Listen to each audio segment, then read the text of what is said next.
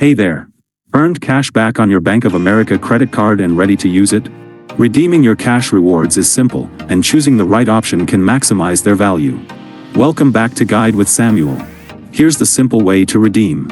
Log into your Bank of America account, select your credit card, and go to the Rewards section. You'll see options like depositing cash back into your Bank of America checking or savings account, getting a statement credit, or using it for online shopping. You can redeem for any amount over $5. My crucial pro tip? If you have a preferred reward status, redeem for a deposit into your account. For preferred rewards members, redeeming cash back as a deposit into a Bank of America account, not a statement credit, gives you a 25 to 75% bonus on the value.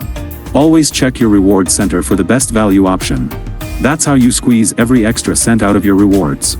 Do you redeem your cash back as soon as you can, or do you let it accumulate for something special? Share your strategy in the comments. For more guides on maximizing your money, subscribe. Thanks for watching. I'm Samuel, and I'll see you next time.